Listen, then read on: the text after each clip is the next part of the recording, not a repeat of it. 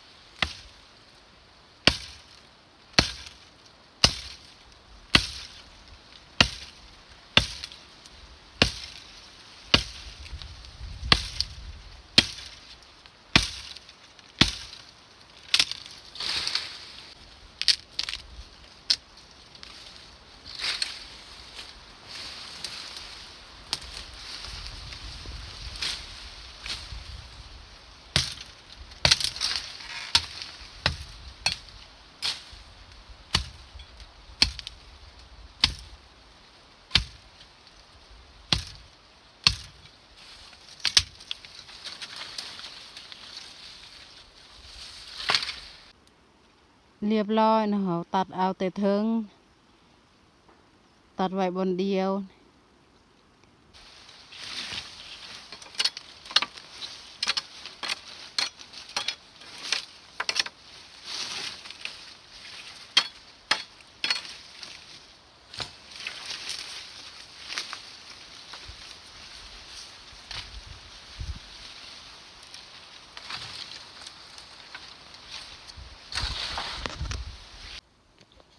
เฮากองไว้บอนเดียวเรียบร้อยนะมีแต่เฮาสิเริ่มตัดเลยนะ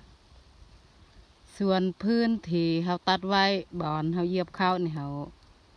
จะไว้นะมื้อใดมีเวลาเฮามาเอาสำหรับมื้อนี้นี่เฮาสิเอาเมื่อตัวนี้แหละ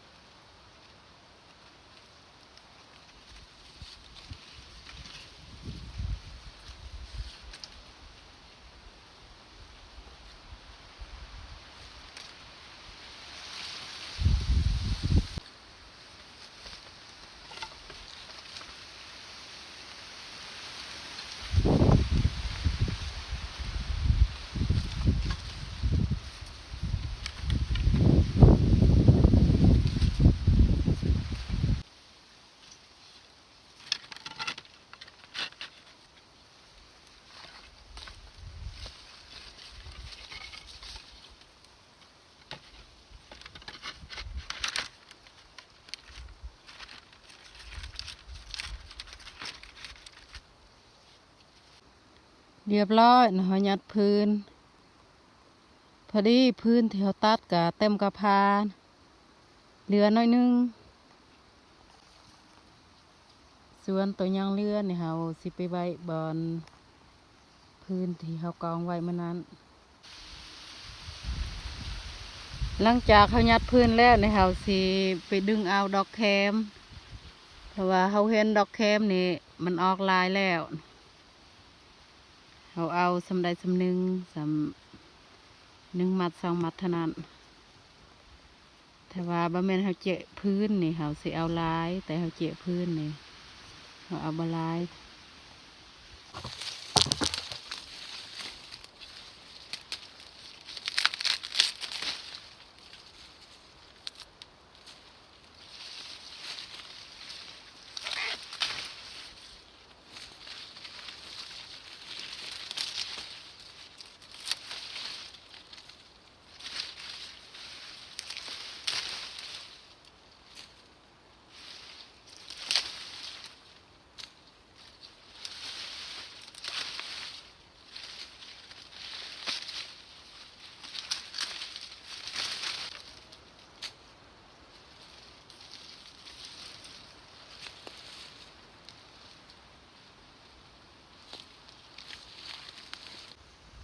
เขาเอาดอกแคมกับ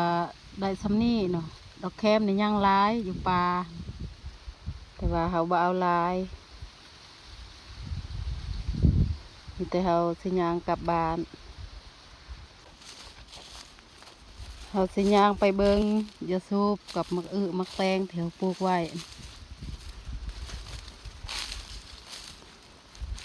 ด้นเลยเขาบ่ได้มาเบิง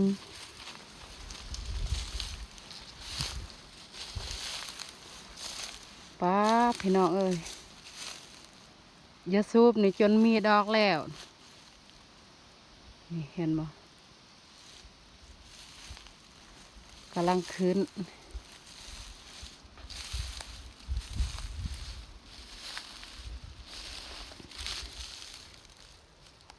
มักที่เขาปลูกก็บ่งาม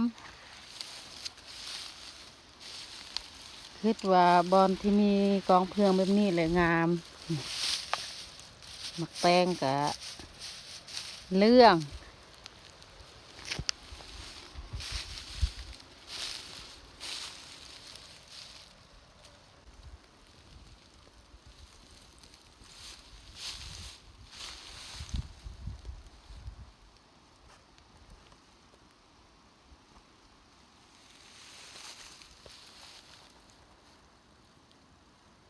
ส่วนยาสูบนี่งาม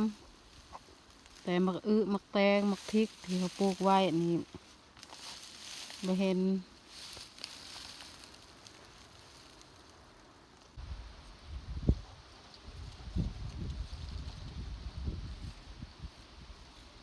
แต่สำหรับคลิปนี้ก็น่าสิจบลงอยู่นี่เลยต้องขอบอกขอบใจ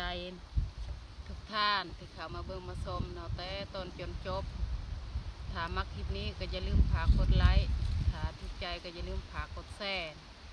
เผื่อมีกำลังใจอาเตื้อยได้เฮ็ดคลิปต่อไป